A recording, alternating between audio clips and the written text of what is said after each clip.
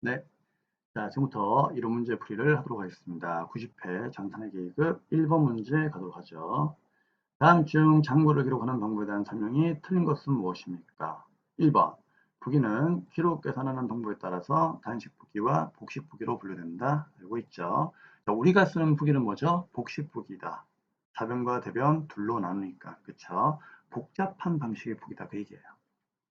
2번. 복식부기는 일정한 원리나 원칙에 따라 현금이나 재화의 쟁감은 물론 손익의 발생을 조직적으로 계산하는 부기이다. 일정한 원리 원칙이 있다는 거죠. 맞는 말이고요. 3번. 복식부기의 원리는 뭐죠? 대차평균의 원리죠. 그래서 대차평균의 원리에 의하여 오류를 자동으로 검증하는 자기 검증 기능이 있는 겁니다. 자, 그럼 답은 몇 번? 4번이 틀렸죠. 복식부기는 일정한 원리 원칙이 없대요. 그러면 일정한 원리 원칙이 없으면은 우리는 그쵸? 해결을 별 필요가 없죠.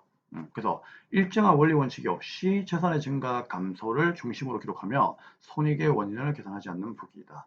자, 이거는 복식부기가 아니라 누구? 단식부기에 대한 문제였습니다. 그쵸? 틀린 거예요. 다음 몇 번? 4번이 답입니다. 자, 복식이 아니고 단식이에요.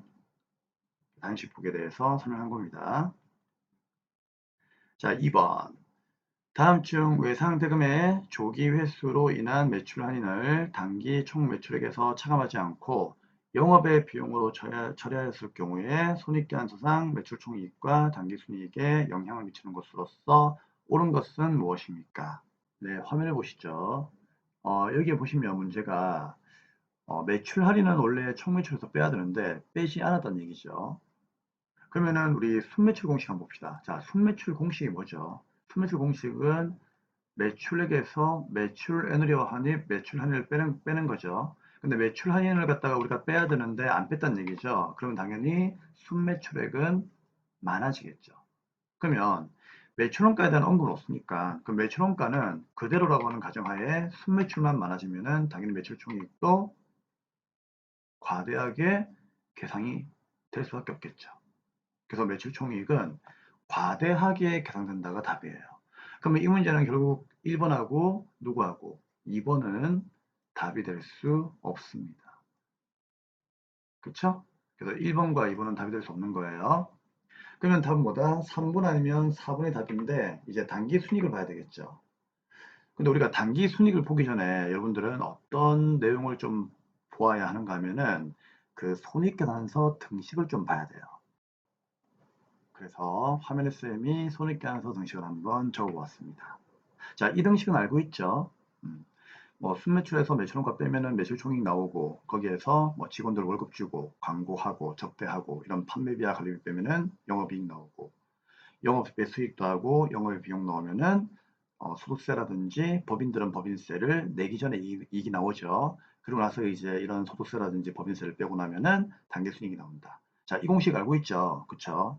그럼 봐봐요. 그럼 일단 매출총익이 과대계 상됐으니까 자, 그대로 쌤이 한번 옮겨볼게요. 그럼 매출총익이 과대계 상되었다. 이게 올랐다는 얘기죠. 그쵸? 그럼 당연히 누구도 오릅니까? 얘가 올랐으니까 영업이익도 오르겠죠. 그쵸? 근데 여기까지만 올라요. 왜 그럴까요? 그렇죠. 이 매출 할인은 총매출에서 차감하지 않았죠. 그럼 여기에서 차감하지 않았으니까 순매출이 오르는 바람에 매출 총이익도 올랐고 영업이익도 올랐죠. 그럼 당연히 소득세 차감 전 순이익도 올라야 되고 단기 순이익도 올라야 되겠죠. 그래서 그냥 차감하지만 않았다라고 하면은 솔직히 여기 있는 단기 순이익까지도 다 올라야 되는 거예요. 근데 어떻게 습니까? 여기에서는 빼진 않았지만 영업의 비용으로는 뺐잖아요. 영업의 비용으로 처리했을 경우라고 나와 있으니까. 그럼 여기에서는 뺐단 얘기죠. 여기에서는 이미 뺐단 얘기예요. 그럼 여기서 뺐으면은 당연히 밑에 있는 소득세 차감전 순이익과 단기 순이익에는 아무런 영향이 없는 거죠. 그래서 단기 순이익하고 소득세를 빼기 전에 이익은 그냥 한마디로 불변이에요. 그래서 매출 총이익은 오르지만 그쵸? 단기 순이익은 변화가 없습니다. 그대로입니다. 그래서 불변 다음 몇 번? 3번이 답이 되는 거예요. 불변이에요. 자, 됐습니다. 그래서 이상으로 여기까지 기억을 하시도록 하고 조금 어렵겠지만 다시 한 번 더 복습을 부탁드릴게요. 자, 그래서 이번 답이 3번입니다. 네, 3번. 다음 중 현금 및 현금성 자산에 포함되는 것은 무엇입니까? 자, 이 문제는 빈출이죠. 이거는 늘 나오는 거예요. 이제 1년에 시험에 6번 치면은요, 거의 한 3번이 아니고 한 4번, 5번 나올 수도 있어요, 진짜. 그런 마음으로 공부하세요. 자, 다음 몇 번입니까? 자, 우선 필기를 한번 볼까요? 네. 화면을 보시면 현금 및 현금성 자산이 있는데, 현금은 뭐 그냥 현금이죠. 우리가 알고 있는 현금 누가 있습니까? 지폐, 주화, 그 다음에 통화대용 증권. 누가 있었죠? 뭐 타인이 발행한 당해수표, 자기압수표, 뭐 송금수표, 뭐 이런 것들이 있었죠. 자, 현금성 자산에는 세 가지가 있죠. 누가 있습니까? 첫째, 보통예금, 둘째, 당좌예금, 셋째, 취득 당시 만기가 3개월 이내인 금융상품. 여러분, 취득 당시죠. 결산일로부터 만기가 3개월이 아니에요. 취득 당시예요. 오케이. 자, 그러면 문제를 풀어보겠습니다. 답은 몇 번입니까? 현금성 자산에 포함되는 것은 3번이 되겠죠. 우표는 통신비고요. 매출 채권은 말고 있죠. 네. 근데 선일자 수표 물어보는데 선일자 수표는요. 바드럼이에요. 바드럼 써놓으세요. 왜 그렇습니까? 선일자 수표는요. 수표가 맞긴 맞는데 그 수표에다가 날짜를 적어놔요. 그러면 그 날짜 지나야만 돈을 찾을 수가 있습니다라고 표시하는 거기 때문에 결국 어음이에요. 그래서 선일자 수표는 어음이다. 꼭 기억하세요. 자, 4번입니다. 다음 회계 처리, 미안합니다. 다음 거래의 회계 처리에 대한 설명으로서 옳은 것은 무엇입니까? 자, 이거는 회계 처리 그냥 분개하면 되는 거죠? 그쵸? 네. 그러면 장기 보유 목적이다. 야, 장기 보유가 목적이면 단기 매매 증권 아니다. 그쵸? 그러면 장기 보유 목적으로 문정의 주식 1주당 액면금액 1,000원, 100주를 액면금액으로 매입을 했답니다. 그러면 액면금액이니까 그대로 1,000원 곱하면 되겠죠. 수수료 만원과 함께 자기와수표를 주었습니다. 자, 분개 한번 해볼까요? 네, 분개를 쌤이 방금 이렇게 하였습니다. 자, 분개하면 일단 장기 보유 목적이니까 단기 매매 증권 아니죠. 그럼 뭐죠? 매도 가능 증권이에요. 그렇죠? 그래서 장기 보유 목적으로 주식 구입하면은 단기 매매 증권이 아니니까 매도 가능 증권이다. 그렇게 보면 되겠죠. 그러면 액면가는 1,000원에 100주니까 10만 원이죠. 그러면 10만 원인데 11만 원 들어오는 거예요. 왜? 매입 시의 비용은 원가에 포함하죠. 그래서 수수료도 만 원 포함하는 거예요. 근데 또 물어본다니까, 쌤, 수수료 비용 아닙니까? 아니죠. 수수료 비용 만 원을 분기하는 경우는 어떤 경우입니까? 단기 매매 증권인 경우에만 그렇게 분기하는 거예요. 근데 얘는 단기 매매 증권이 아니죠. 그래서 매도강 증권, 만기 보증권 이런 것들은 구입할 때 수수료를 전부 다 원가에다가 포함하시면 됩니다. 알고 있죠? 자, 그 다음에 이제 자기합수표 줬으니까 자기합수표는 현금이죠. 그럼 대변에 현금 나간다. 11만 원. 그쵸? 자, 그러면은 이제 오는 것은 무엇입니까? 자, 1번 한번 볼게요. 영업의 비용. 자, 우리 여기서 그 비용이 나오지는 않았죠. 그쵸? 근데 매도하는 증권은요, 장기 보유 목적으로 투자하는 거잖아요. 그쵸? 그럼 얘는 뭐다? 장기 보유 목적으로 투자한다면은 투자 자산이죠. 그래서 이거는 투자 자산이에요. 근데 옳은 걸 묻고 있으니까 정답은 2번이 되겠죠. 왜? 투자 자산인 매도가능 증권이 11만 원만큼 증가하니까요. 자, 이거는 채권이 아니기 때문에 만기 보유 증권은 될 수가 없죠. 여러분, 만기 보유 증권은 채권만 되는 거예요. 채권을 만기까지 적극 보유할 경우에만 되는 겁니다. 그리고 장기 보유라는 얘기는 1년을 넘어가기 때문에 절대로 뭐다 유동자산하고는 관계가 없는 거죠. 정답은 2번이 되겠습니다. 자, 분개하시면은 바로 답이 나오는 거예요. 자, 그러면 5번 문제 보도록 하겠습니다. 5번 보도록 하겠습니다. 자, 5번 문제는 화면을 좀 보도록 하죠. 5번 문제는요, 일단 그 출제 오류로 인해 가지고 모두 정답으로 이제 점수를 다 주었습니다. 하지만 이제 우리가 시험을 칠 때는 이게 모두 정답이 될지는 모르는 거예요. 그쵸? 그렇기 때문에 일반적으로 푸는 방법으로 그냥 선생님이 풀어드릴게요. 자, 합계자 시험 평상 혼합 상품 계정에 대한 자료는 다음과 같다. 뭐 혼합 상품 계정이 뭔지 저도 잘 모르겠어요. 근데 우리 출제위원이 의도한 거는 이 상품 계정을 좀 보세요. 상품 계정은 이제 출제 위원들의 이제 의도를 읽는 것 같아요. 상품은 여러분들 이거 계정 알죠? 차변이 항상 창고죠. 그럼 차변에 뭐가 있다? 기초 상품에서 순매입이 있는 거죠. 그쵸? 그럼 이만큼을 우리가 뭐라고 한다? 차변의 합계라고 하잖아요. 그쵸? 그럼 기초에서 순매입 있다는 거를 우리가 다른 말로 판매 가능액이라고 하죠. 판매 가능액. 그럼 여기에서 팔아버리면 뭐가 된다? 매출원가가 되고 팔고 남은 거는 기말 상품 되는 거죠. 그쵸? 그래서 상품 계정의 차변의 이 금액은 이 합은 여기에 있는 이 500을 의미하는 거예요. 그러니까 기초와 순매입을 더한 게 500이라는 얘기죠. 그쵸? 그러면은 일단 요 합이 얼마가 된다? 500이 되는 거예요. 그쵸? 그럼 500에서 팔아버리면 매출원가, 팔고 남은 건 기말 상품인데 기말 상품이 여기에 75가 있죠. 그쵸? 그럼 이게 75가 있단 말이에요. 그러면 매출원가는 얼마가 되는 겁니까? 그렇죠. 당연히 500에서 75가 남았다는 얘기는 나머지 얼마? 425를 팔았겠죠. 그래서 다음 몇 번? 2번을 체크하시면 되는 겁니다. 시험장에서는요, 이렇게 풀면 돼요. 그쵸? 근데 이게 왜 모두 정답이냐 하면은 지금 대변의 상태가 좀 이상하죠. 왜? 차변과 대변은 원래 합계가 뭐예요? 일치해야 되잖아요. 그쵸? 그러니까 상품만 보고 놓고 본다면은 차변과 대변 합계는 일치해야 되겠죠. 그럼 대변도 얼마? 500이 돼야 되겠죠. 근데 450돼 있죠. 일단 합계도 안 맞아요. 그쵸? 그래서 이 문제는 조금 출제 오류가 있다 해가지고 전체를 다 그냥 정답으로 인정을 해주었습니다. 하지만 우리가 시험을 칠 때는 그런 걸 모르기 때문에 자, 풀 때는 어떻게 한다 그냥 요 계정을 생각해 가지고 기말 제곱액을 빼면 된다. 자, 그렇게만 이해하시면 되고요. 자, 더 이상 요 문제는 관심을 가지지 마시고 그냥 모두 정답이니까 운이 좋았다 하고 넘어가시면 되겠습니다. 자, 다음 이제 6번 문제 보도록 하죠. 6번입니다. 다음 중 재고자산의 취득원가에 가산되는 항목은 무엇입니까? 우리 재고자산을 취득할 때는요.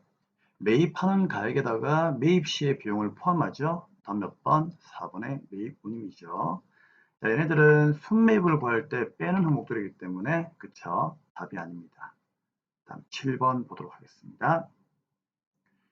2022년도 7월 1일 날에 구입한 영업용 건물 취득원가 7천, 잔존가 2천만 원, 내용연수 10년인데 결산연 1고요. 요거에 대한 2020년도 12월 31일 날 결산 시 정액법에 의한 감가상각비는 얼마입니까? 라고 되어 있습니다. 자, 지금 2020년도 입장에서 우리가 문제를 풀고 있죠. 자, 그러면은 이 문제는 이제 그 화면을 좀 보도록 할게요.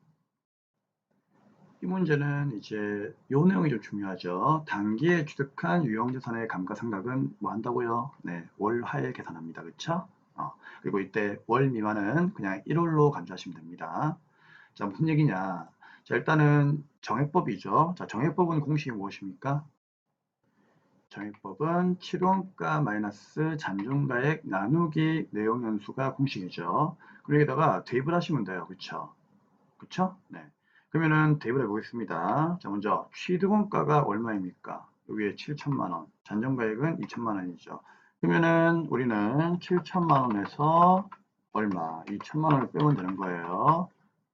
그죠? 예. 그리고 나서 이제 어떻게 한다? 나누기 내용 연수를 하면 되는 거죠. 그럼 내용 연수가 몇 년입니까? 10년 돼 있죠. 그럼 10년 하시면 돼요. 그러면은 7천에서 2천 빼면 5천 원이니까 5천 원을 10년을 나누게 되면은 1년에 얼마씩 500만 원만큼 감가상각비를 계산하면 된다 그런 얘기죠. 이해되죠? 그래서 원래는 500만 원이 맞겠다 싶었는데 500이 아니에요. 왜? 얘를 언제 구입했죠? 이번 연도에 7월 1일 날에 구입했죠. 그쵸? 그렇기 때문에 이거를 다시 500을요 월하에 계산해야 돼요. 그죠? 그래서 500을 월하에 계산하면 정답은 네, 정답은 250만 원이 되는 겁니다. 그래서 정답 몇 번? 1번이 정답이 되겠습니다. 맞죠? 왜? 500만 원은 여러분들 1년치잖아요. 근데 이번 연도에 7월 달에 샀으니까 7, 8, 9, 10, 11, 12, 6개월만 썼겠죠. 그래서 500만 원을 다시 어떻게 한다? 12분의 6개월 해가지고 250으로 구하면 되는 거예요. 그죠? 그래서 이 문제 풀려면은요, 항상 당귀에 취득한 유형자산의 감가상각은 월할 계산한다. 요 내용을 꼭 기억을 하셔야 됩니다. 네, 그럼 이제 8번 문제 보도록 하겠습니다. 8번입니다. 다음 내용을 모두 포함하는 개정 과목은 무엇입니까? 기업이 영업활동에 장기간 사용한답니다. 우리 영업활동에 장기간, 즉 1년 이상 사용하는 거는요, 비유동 자산밖에 없죠. 근데 비유동 자산 중에서 영업활동에 사용하는 건 두 가지밖에 없다. 누구? 유형과 무형자산이죠. 자, 두 번째, 물리적 형체가 없답니다. 그럼 이건 누굽니까? 무형자산에 대한 얘기죠. 벌써 답이 나왔죠. 그럼 여기서 무형자산은 몇 번? 1번 신용시장권이죠. 그쵸? 선수금은 유동부채이고요. 기장치는 눈에 보이니까 유형자산, 재고자산은 그냥 재고자산, 상품 뭐 이런 것들 있겠죠. 원재료, 제품 같은 것들. 자, 됐습니다. 이제 9번 가겠습니다. 다음과 같은 결합관계에 해당하는 거래로서 옳지 않은 것은 무엇입니까? 우리 이런 문제 나오면은요, 그냥 분개하시면 돼요. 그쵸? 분개 한번 해봅시다. 자, 1번 볼게요. 자, 1번. 현금 200만 원만큼을 단기간 차입하다. 자, 선생님이 요 짝대기를 기준으로 왼쪽은 차변, 오른쪽 대변이에요. 그러면 현금 200만 원만큼을 차입하게 되면은 차변에 현금 들어오고 대변에 단기 차입금 부채가 증가하죠. 그쵸? 그 다음에 미지급금 10만 원만큼을 현금으로 줬다. 그럼 현금 나갔으니까 대변에 현금 10만 원, 차변에 미지급금 10만 원 감사하겠죠? 3번에 외상매입금 50만 원만큼을 현금으로 갚았다. 그럼 대변에 현금 갚았으니까 현금 나가죠. 그럼 들차, 나대, 나간다 대변에 현금, 차변에 외상매입금, 부채 감소. 예수금, 월급 주었을 때 떼놓았던 세금들이죠. 자, 이런 것들을 보통예금으로 이차하여 지급했답니다. 그러면 대변에 보통예금 나가고 차변에 예수금이라고 하는 부채가 감소했죠. 이게 분계가 어려운 게 아니고 정말 쉬운 거예요. 그렇죠? 쉬운 거기 때문에 이 분계를 여러분들이 다 알고 있을 거라고 생각을 합니다. 그렇죠? 그러면은 결합관계에 해당하는 거래로서 옳지 않은 게 뭐냐 그 얘기죠. 그럼 여러분들은 이거를요, 부채의 감소, 자산의 감소, 뭐 이걸 봐도 괜찮지만 일단 이걸 쌤이 그냥 지워볼게요. 지워보게 되면은요, 아무튼 이 분개한 개념 과목에 차변에는 뭐가 있어야 돼요? 부채가 있어야 되고 대변에는 자산이 있으면 되는 거죠. 그쵸? 근데 2번과 3번과 4번은 미지급금, 외상매입금, 예수금이잖아요. 얘들은 자산, 부채이죠, 부채. 부채이니까 차변에 있네요. 그럼 정답 몇 번입니까? 1번이 정답이죠. 자, 왜 1번이 정답이에요? 차변에 부채가 있어야 되는데 1번은 차변에 현금이 있다고 하는 자산이 있잖아요. 그럼 여기에서 이미 틀린 거예요. 간단하죠? 네. 이 차변에 부채 있어야 된다니까, 그쵸? 근데 자산이 있으니까 이거 틀린 거지. 그래서 몇 번? 1번이 틀린 겁니다. 나머지는 여러분들이 확인해 보시면 되겠습니다. 자, 10번입니다. 전자부품을 도소매하는 회사의 경우 돼 있죠. 그러면 이 회사는 전자부품이 당연히 상품이 되겠죠. 전자부품을 사가지고 전자부품을 파는 거니까. 자, 그 다음에 개정 과목들 중 괄호 안에 들어올 수 없는 항목은 무엇입니까? 자, 그러면 차변의 차량 문방구, 대변의 괄호. 자, 무슨 얘기일까요? 우리 회사는 전자부품을 사고 파는 회사죠. 그러면 전자부품을 사고 파는 게 장사잖아요. 그렇죠? 근데 이 분계를 보니까 차변에 차량 문방구가 분계되어 있어요. 무슨 얘기죠? 우리 알죠? 자산은 항상 쉽게 분개할 것 같으면은 들차 나대죠. 그러면 들어오면 차변, 차변에 뭐 차량 운반구가 들어왔다. 무슨 얘기일까? 차량 운반구를 사왔다는 얘기예요. 그쵸? 근데 자동차를 구입하는 거는 우리한테 장사예요? 장사는 아니죠. 장사가 아니다는 것은 알고 있죠. 그러면 이제 대변에 어떻게 한다? 자동차 사왔으면 돈을 줘야죠. 그럼 돈을 주었다면 대변에 뭐 현금 나가죠. 그러면 1번은 맞고요. 그쵸? 그 다음에 외상으로 했다면요. 외상매입금이에요, 미지급금이에요? 그렇죠. 장사가 아니니까 미지급금이 맞겠죠. 그럼 이번에 미지급금도 맞는 거죠. 만약에 보통임금으로 이체 주었다면 대변에 뭐, 보통임금이 되는 거죠. 그렇죠. 그러면 다 몇 번입니까? 4번이죠. 왜?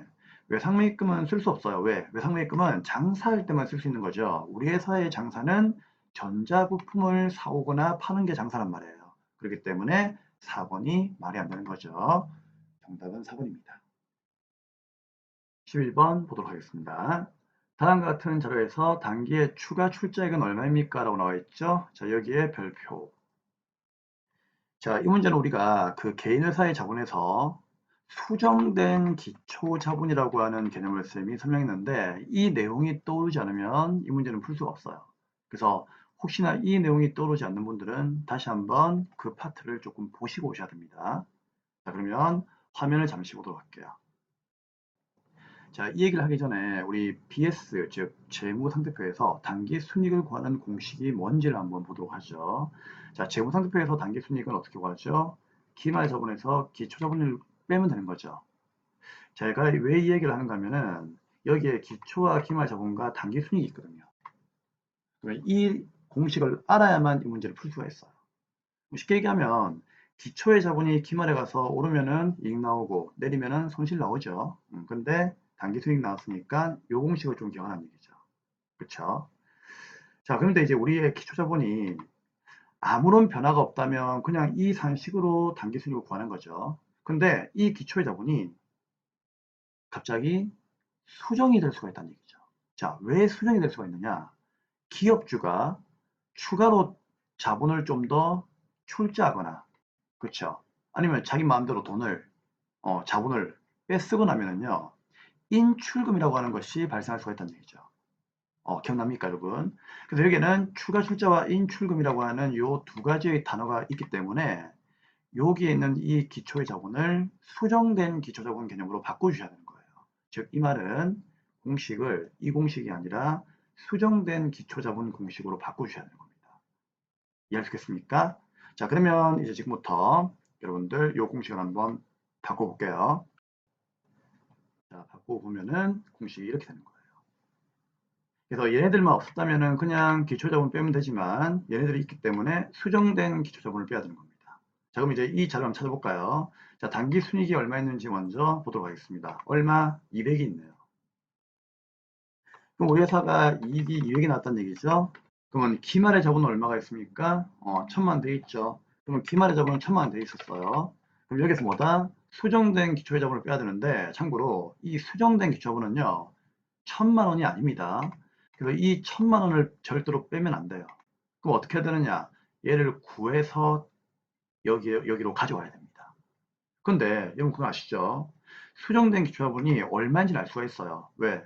기말 자본에서 수정된 기초자본을 빼면은 단기 수익 나오니까 단기 순이익이 200이 나왔다는 얘기는 수정된 기초자본이 얼마? 800이라는 얘기잖아요. 그쵸? 그럼 800을 이미 구했으니까 우리는 이제 800을 가지고 추가 출자액을 구하면 되는 겁니다. 그쵸? 자, 그러면 이제 이 수정된 기초자본의 공식은 뭐냐? 이제 그걸 아셔야 되는데, 자, 그 공식을 한번 읊어볼까요? 자, 공식은 어떻게 되는 겁니까, 여러분? 자, 공식. 자, 우리, 미안해요. 자, 수정된 기초자본의 공식을 한번 불러보죠. 자, 수정된 기초자본은 그냥 우리가 알고 있는 기초자본에서 사업주가 추가로 출자한 뭐다? 그렇죠. 추가 출자액을 더하고 그 다음에 뭘 빼면 됩니까? 인출금을 빼면 되는 거죠. 그렇죠. 그럼 여러분들은 수정된 기초자본을 방금 구했잖아요. 얼마? 800이죠.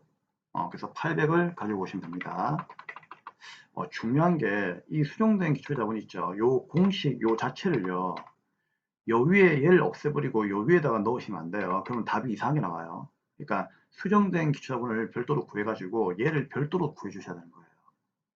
자, 그건 나중에 얘기해 드릴게요. 자, 그러면 기초자본이 얼마입니까? 800이죠. 자, 기초자본이 여기에, 1000만 원이죠? 그러면 1000만 원이에요. 그러면 1000만 원에서, 여기 100만 원이 아니죠. 자, 1000만 원에서, 자, 추가로 출자한 금액을 더해야 되겠죠. 근데 자료에는 없죠. 왜 없습니까? 문제에서 물어보는 게 바로 이거잖아요. 그럼 얘는 어떻게 한다? 라지 x로 쌤이 그냥 표시할게요. 그쵸? 그러면 출자액 x를 더하고 그 다음에 인출금을 빼는 거죠. 자, 인출금 있습니까? 그렇죠. 사장님께서 자기 마음대로 쓴 돈이 400이 있네요.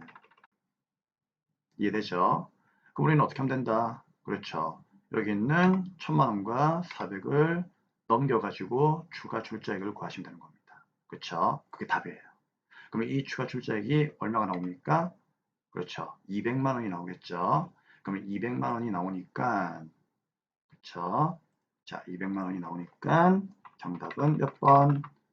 네, 1번이 정답이 되겠습니다. 그죠? 그래서 요 내용을 여러분들이 기억을 하셔야 돼요. 자, 근데 참고로 뭐 이렇게 하시는 분들은 없을 것 같은데 혹시나 이렇게는 하지 마세요. 어떻게? 선생님 그냥 그러면 이렇게 하면 안 돼요. 단기순위 200은 1000만 원 맞죠? 마이너스 800을 왜 귀찮게 구해요? 구하지 말고 그냥 요 800을 어떻게 한다? 그냥 뭐 없애버리고 이건 산수의 문제인데 여기다가 그냥 어떻게 하는 거죠? 마이너스 뭐 예를 들어서 마이너스 그냥 바로 기초에답은 1000만 원 빼고 플러스 추가 출자액은 x로 놓고 마이너스 400 해가지고 그쵸? 어 1000만 원에서 1000만 원 빼면은 0이고 그쵸? 마이너스 400원 남으니까 넘어가면은 200과 400이 넘어가면 플러스죠. 더하면 600이죠. 그럼 답이 아니죠. 그래서 이렇게 구해가지고 600을 답을 찍는 사람들이 있단 말이에요. 이런 실수는 하면 안 됩니다, 여러분. 그래서 이 수정된 기초화분은 그냥 별도로 구해주셔야지 여기에서 뭐 맞죠? 뭐 1000만 원에서 수정된 기초화분을 갖다가 기초자분을 1000만 원 빼고 플러스 x 마이너스 400 해가지고 요 식으로 구하시면 안 됩니다. 그러면 답이 이상하게 나와요.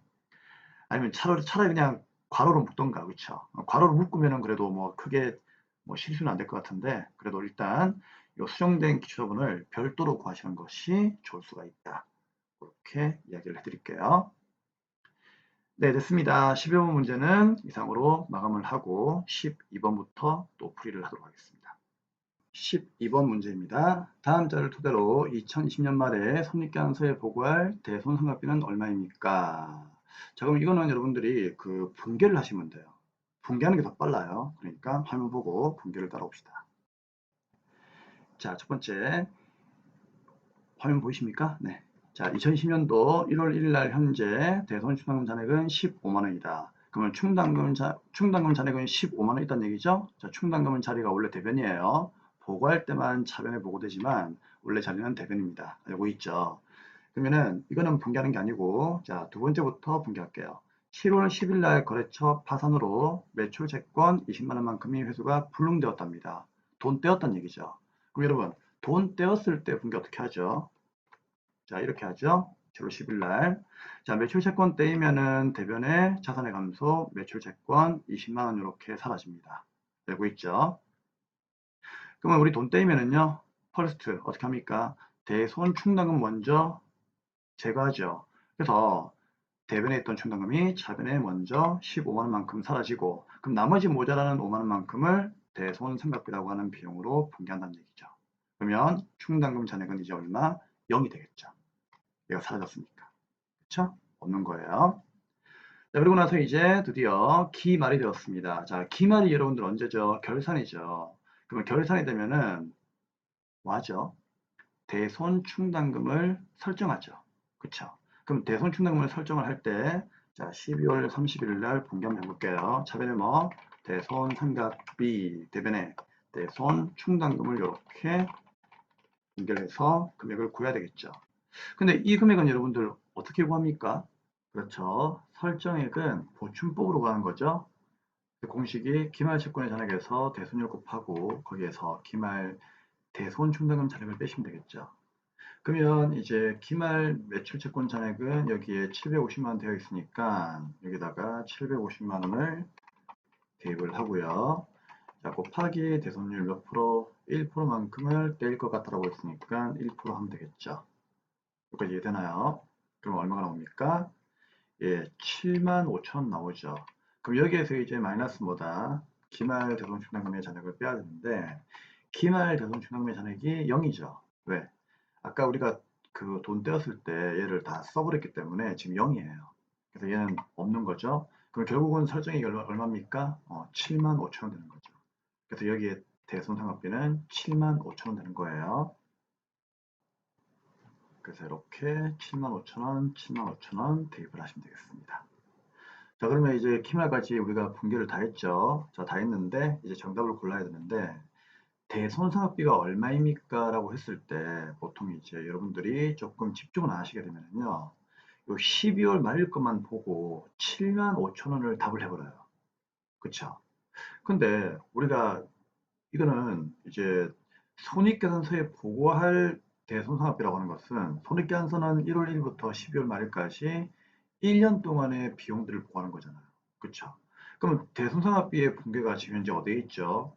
여기에만 비용으로 분계가 되어 있는 게 아니라 돈 떼었을 때 우리가 5만 원도 비용으로 분계를 했잖아요. 그쵸? 그럼 이 5만 원과 이 7만 5천 원을 더해가지고 합이 얼마? 12만 5천 원. 답은 4번이 되는 겁니다. 이해되겠죠? 만약에 이 문제가 2020년도 말에요.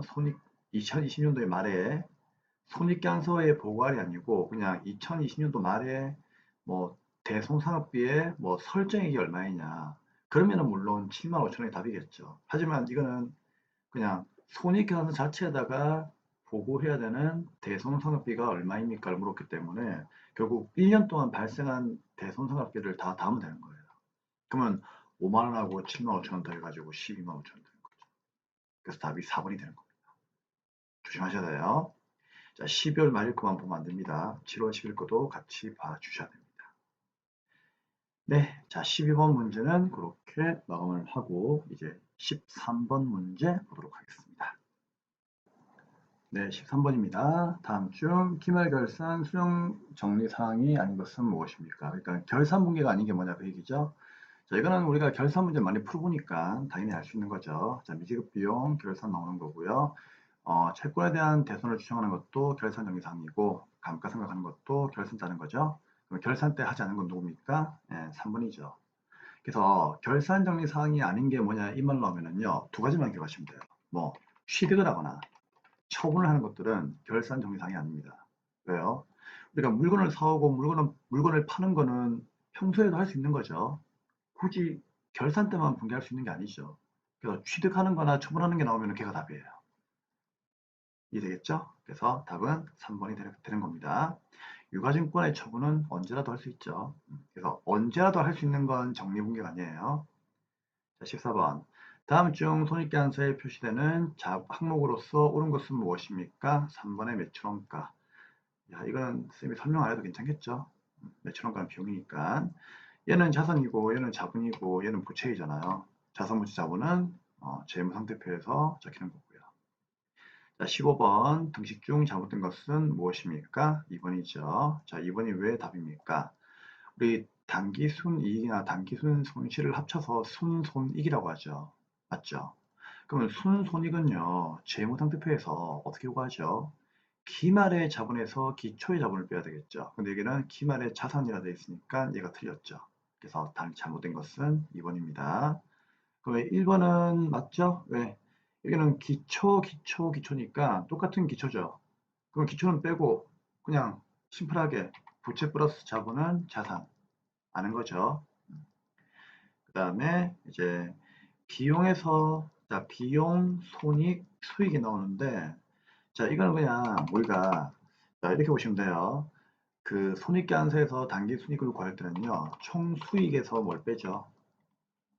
총 수익에서 1년 동안의 총 비용을 빼면은 단기 순이익이 나오죠. 즉 순손익이 나오겠죠. 그렇죠? 그러면 이 공식에서 자 이렇게 만들려면은요. 어떻게 하면 된다? 수익은 놔두고 그냥 총 비용을 뒤로 넘기면 되겠죠. 그럼 마이너스가 들어가면 플러스니까 순손익 플러스 총 비용이 요까지잖아요. 그쵸? 그거는 수익이다. 수익이다. 맞는 거죠.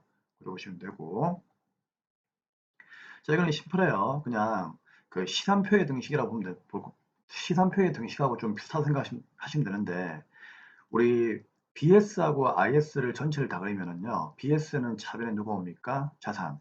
BS는 차변에 누가 옵니까? 아, 참. IS는 차변에 누가 옵니까? 비용. 그러면 자산과 비용이 차변에 오니까요. 요거 두 개 더하고. 그 다음 부채와 자본과 수익이 대변 요소죠. 그럼 대변을 다 담는 거예요. 맞는 말이죠. 그래서 잘못된 것은 2번이 답이 되는 겁니다. 네, 이상으로 15분까지 문제를 다 풀었고요. 네, 다음 90일의 전산회계 2급 풀이 과정에서 뵙도록 하겠습니다.